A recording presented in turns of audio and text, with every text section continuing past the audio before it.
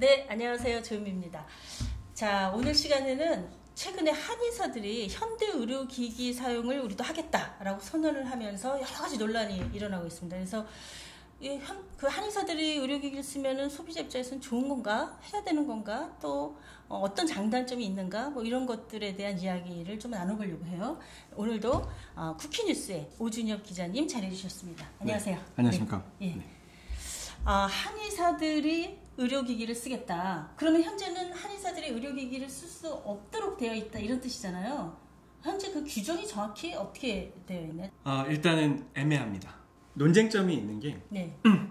보건의료 기본법상으로 그 보건의료인은 보건의료 서비스를 제공을 할 때 네. 학식, 경험, 그다음에 양심에 따라서 환자의 건강보호를 적절한 보건의료 기술과 치료제료 등을 선택해서 할 수 있도록 되어 있습니다. 그러니까 한의사도 보건의료인인 거죠, 그러니까 그렇죠. 의료인이죠. 네. 그러면 이 좀 광범위하게 해석하면은 뭐 쓰는데 아무 문제가 없다 이렇게 봐도 되는 게 하나 있겠네요. 그렇죠. 그게 이제 한의계 쪽에서 주장을 하는 거고.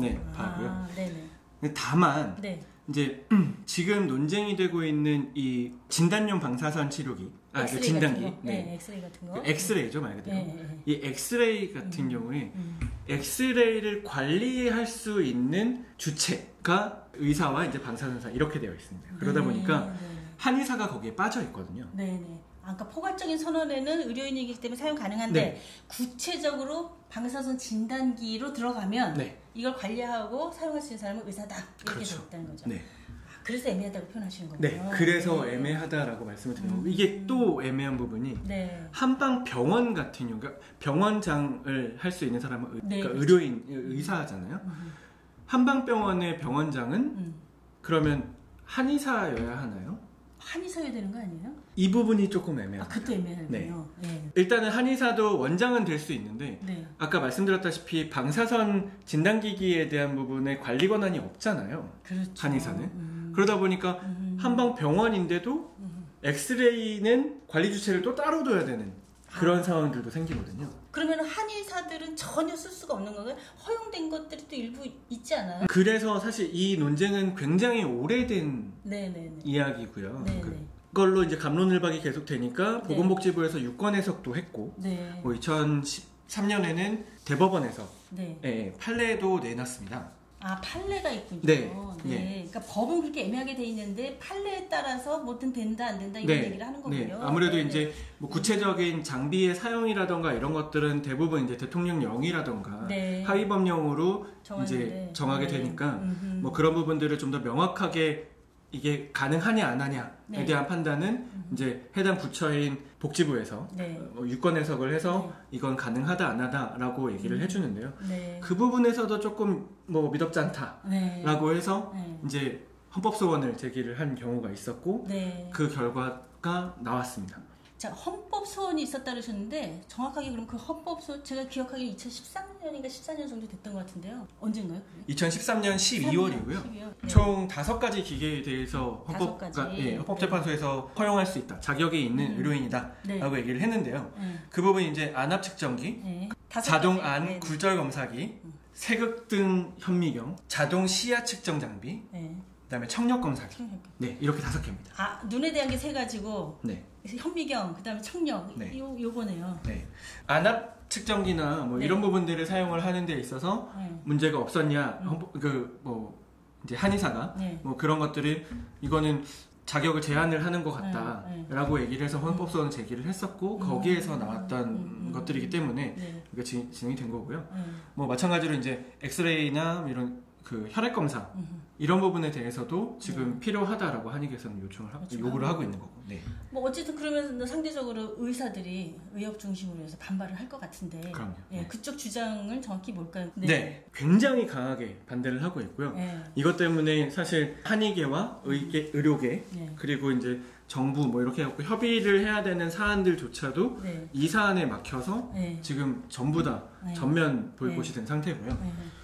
다른 어떤 사안보다도 의사들의 반발이 엄청 큰 거네요. 최근에 또 문제가 크게 발생을 했던 게 5월 15일 날 대한한의사협회 이제 최혁용 회장님이 우리는 올해를 한의사들이 현대의료기기 사용을 하는 원년으로 삼겠다 라고 선언을 하셨어요. 한의사 협회장님께서. 네. 그렇게 하고 그러면서 이제 이 엑스레이와 그 다음에 혈액 검사기 그리고 기타 이제 초음파 굴절 뭐 검사기나 이런 부분들까지도 흔히 얘기하는 초음파까지도 좀 사용할 수 있도록 적극적으로 권장을 하고 유도하겠다라고 얘기를 하셨거든요. 그러면서 이 사안이 지금 갑자기 또 부상을 하게 된 거고요. 뭐 대한의사협회에서도 이에 대해서 5월 20일 날 뭐 기자회견을 하고 그걸 통해서 의료일원안이 뭐 관련 내용 아까 논의들이 전면 지금 멈춰진 상태입니다. 아니 그러면은 실제로 어떤 특정한 한의원에서 엑스레이를 찍었다. 그럼 그거 어떻게 되는 거예요? 법상으로는 그러면 걸리는 건 없는 건가요? 그냥 아직까지 엑스레이에 대해서는 별도로 유권 해석이나 이런 부분들이 나온 건 따로 없고요. 그 혈액 검사기에 대해서는 복지부가 2014년도에 유권 해석을 내린 게 있어요. 이 부분에 대해서는 이제 체열을 통해서 검사 결과를 확인하는 거고 그걸 통해서 이제 좀 더 명확한 진단을 할 수 있도록 하는 거기 때문에 이거는 가능하지 않겠느냐라는 취지로 유권 해석을 내렸어요. 그렇다면 하여튼 구체적으로 하나하나의 항목별로 가능하나 아니냐라고 하는 것에 대한 유권 해석을 해줘야 된다 이렇게 볼 수가 있겠네요. 이 논쟁이 끝나려면. 일단은 좀 명확하게 정부나 혹은 법안이 명확하게 나와야 이 논쟁은 끝날 것 같습니다. 하지만 이제 지금 이 논쟁 자체가 굉장히 첨예한 갈등을 가지고 있고 이 이면에 있는 굉장히 복잡한 역학관계가 있어요. 그 한의계와 의료계 간에. 뭐 그렇다 보니까 그것들을 풀어내지 않은 상태에서 강제하게 되면 굉장히 큰 반발이 있을 수 있거든요. 어쨌든 가장 중요한 것은 엑스레이를 찍어야 될 환자는 한 명인데 양쪽이 시장을 나눠 갖게 되는 그러니까 이익을 배분해야 되는 이 문제가 의사나 한의사 입장에서 가장 큰 거 아니겠어요? 핵심적으로는? 그렇죠. 그러니까 제가 뜸을 들이는 이유가 명분은 그건 아니에요. 명분은 그건 아니고 다만 이제 그 명분은 환자의 건강이에요. 건강. 그러니까 한의사들의 입장은 좀 더 정확하게 진단을 해서 그 진단 결과에 따라서 진료를 하고 시술을 하거나 하면 더 효과가 좋을 것이다. 그리고 건강에 더 유익할 것이다. 라고 하는 게 한의사들의 주장이고 반대로 의료계의 주장은 아직까지 그러니까 한의사들이 이런 현대 의료기기에 대해서 정확하게 뭐 진단을 하거나 사용하는 것들에 대해서 교육받거나 하지 못했다. 왜냐하면 이 현대 의료기기라고 하는 것, 특히나 엑스레이를 예로 들 경우에 엑스레이라고 하는 게 보면은 저희 일반인들이 보면 이게 골절이 있는지 인대가 늘어났는지 사실 잘 몰라요. 찍어는 놨는데 진단을 정확하게 할 기술이 아직 부족하다. 거기에는 생각보다 굉장히 복잡한 메커니즘이 있거든요. 그러니까 해부학적으로 이 부분은 이런 음영을 나타낼 때 이런 결과가 있다. 라는 굉장히 그러니까 저희들이 엑스레이 봤을 때도 검은 건 바탕이고 흰 건 뼈고 이렇다라고만 생각을 하는데 그러니까 방사성 전문의도 있잖아요. 그거 판독만 전문으로 하는. 의료계 내에서도 의사들조차도 엑스레이를 100% 정확하게 보지 못하는 진료과들이 있다라고 얘기를 하죠.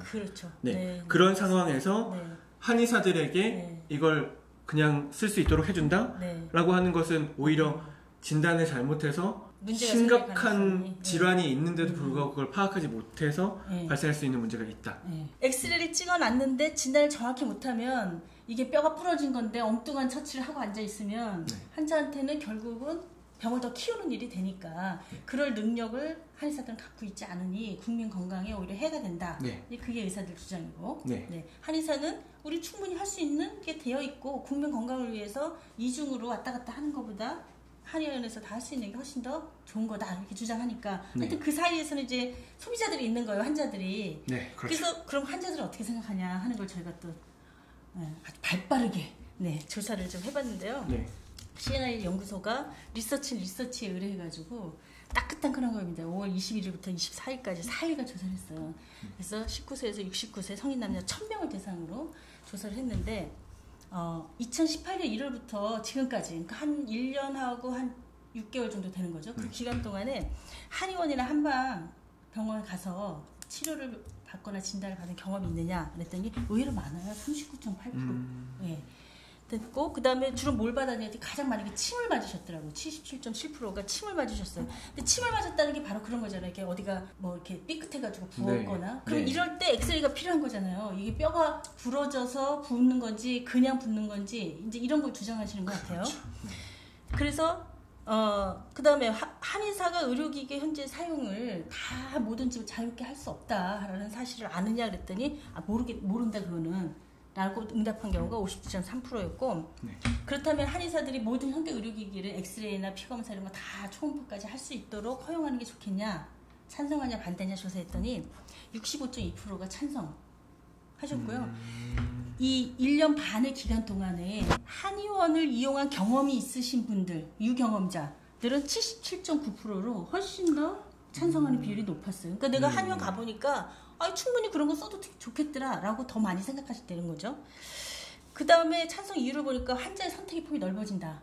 그렇죠? 네. 이게 이제 46.9%로 가장 많았고 왜 반대하세요? 라고 반대하는 분한테 물어봤더니 한의사 지식이 부족하다. 이제 의사들이 얘기하는 거랑 같아요. 그렇죠. 그게 30.5%로 가장 많았습니다. 근데 이 재미있는 게 저희가 자 그러면 한의원에 갔더니 엑스레이 찍어야 된다고 얘기를 한다 한의사가. 그러면 그 병원에서 그냥 찍으실래요? 아니면은 그 옆에 있는 병원이나 의원으로 가서 찍으실래요? 라고 물어봤더니 가서 찍을래요가 69.2%예요. 찬성을 하지만 내가 진짜로 엑스레이 찍게 되면은 병원 가서 찍겠다 이런 뜻이에요. 네. 그리고 한의사가 현대 의료기기 쓸 때 추가적인 교육이나 한의사 자격은 있지만 추가적인 교육이나 어떤 자격을 부여하는 이 과정이 필요하냐라고 했을 때 89.3%가 필요하다.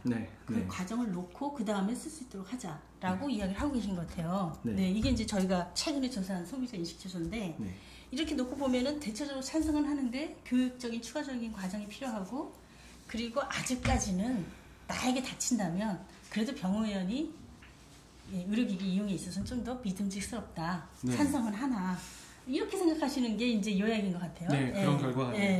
진짜 이용하는 당사자들은 환자들이잖아요. 의사랑 한의사들 지네끼리만 싸울 게 아니고 진짜 그렇죠. 그 의료를 이용해야 되는 환자 입장에서 진짜 냉정하게 어떤 게 더 유리하냐라고 하는 판단을 좀 해볼 필요가 있는데 기자님 생각은 어떠세요? 우리가 어떤 게 낫다라고 얘기하기가 조금 애매해요. 지금은 소비자하고 친하다고 생각하시고 굉장히 딱 소비자 입장에서 생각해 본다면 어떻게 판단해야 되는 게 좋을까? 그냥 한 명의 소비자로서 좀 더 이제 뭐 한의학과 의학에 대해서 좀 더 이해가 있는 소비자로서 이야기를 하면 필요하다라는 곳에 저는 한 60% 정도. 근데 그 60%로 가는 건 뭐 설문조사랑 비슷한 것 같아요. 뭐 하셨던 설문조사처럼 명확한 해당 기기나 사용법 그런 부분들에 대한 교육이 일단 전제가 된 상태에서 필요하다라고 하는 게 한 60% 정도? 그리고 조금 그래도 위험하다라고 하는 생각도 한 40% 정도 가지고 있거든요. 왜 그러냐면 이건 진단을 위한 도구이기 때문에 그런 측면에서 봤을 때 이게 현대 의료기기다 아니다 를 떠나서 어차피 도구이고 이게 직접적으로 환자에게 위해를 입히는 뭐 4등급, 3등급 의료기기가 아니라 진단을 위한 것이기 때문에 정확한 교육을 통해서 증상이 있는지 없는지 질병이 있는지 없는지를 좀 더 정확하게 판단을 하는 근거 자료로서 활용을 한 정보로서 활용을 하는 측면에서는 필요하다. 이건 누구나 쓸 수 있지 않겠느냐라는 생각을 기본적으로 가지고 있기는 하고요. 그래서 60%라고 얘기를 하는 거고 40%는 의사들이 얘기하는 것과 마찬가지예요. 아까는 교육에 대한 부분을 좀 집중적으로 말씀을 드리긴 했는데 사실 의료계에서 반대를 하는 또 다른 주장 중에 하나는 한의학이라고 하는 학술 체계가 전통의학이잖아요. 그러니까 과거에 이제 뭐 그쪽이 이제 풀이를 하는 거는 인간의 인체의 뭐 체질 혹은 뭐 기의 흐름, 뭐 혈류나 뭐 이런 부분들인 거잖아요. 그런 메커니즘으로 봤을 때 이 현대 의료기기로 밝혀낼 수 있는 것들이 과연 있느냐라는 거거든요. 이 도움이 안 된다는 거죠. 그러니까 전체적으로 한의학을 구축하고 있는 체계 자체에서 이 현대 의료기기라고 하는 것이 접목되는 방식이 아니고 독립된 어떤 형태의 학술 체계를 갖고 있으니 그에 맞는 방식으로 진단하고 처치를 해라 라고 하는 주장인 거잖아요. 기본적으로 그 얘기네요. 그리고 어쨌든 의사를 만나서 한의사가 내가 이제 그 일반 의원이나 병원 가서 엑스레이 미리 찍고 뼈 부러진 거 아니라고 진단을 받고 한의원에 왔는데 여기서 조금 침 맞고 하다가 한 번 더 찍어봅시다 그러면 또 거절하기가 그러니까 또 하게 되잖아요. 그렇죠. 불필요한 진단이나 검사가 또 늘어나고 거기에 대한 비용을 또 고스란히 환자가 물어야 되는 상황이 또 발생할 수 있단 말이죠. 그렇죠. 네, 그러니까 이거는 또 이중적인 소비가 될 수 있으니 결국은 정확하게 진단은 병원에서 하고 그리고 한의학이 갖춰진 정확한 체계에서의 처치라든가 뭐 침이라든가 부항이라든가 뭐 탕약이라든가 이런 부분들은 한의사 쪽이 담당하는 이 체계를 갖추는 게 환자 쪽에서는 더 유리하다라고 또 볼 수도 있다. 저도 한 6대4 정도라고 보여지는데 저는 사실 핵심적으로는 교육이나 자격의 추가적인 어떤 조치, 우리가 설문조사에서도 많은 분이 얘기하는 것처럼 그 부분은 필요한 것 같아요. 그거는 한방에서뿐만 아니라 한의사뿐만 아니라 양의사에서도 그 잘 사실 훈련이 안 돼 있어서 엉뚱한 판독을 하는 분들이 꽤 많거든요. 그래서 그 필요하지 않은가 이런 생각이 들어서 지금 한의사 협회에서 그냥 무조건 우리 쓸래요 라고 막 선언만 하고 막 뭐 싸움만 할 게 아니라 차라리 굉장히 정교하게 체계화된 교육과정 이런 것들을 개발해서 소비자들한테 보여주고 우리가 이런 준비 속에서 하려고 하는 거다 이런 걸 어필하는 게 훨씬 더 필요하지 않을까 하는 생각도 좀 들어요. 최호경 회장이 지금 잘 하고 있는 부분이라고도 볼 수 있는데요. 그러니까 변호사 출신이기도 하거든요. 한의사인데 변호사기도 해요.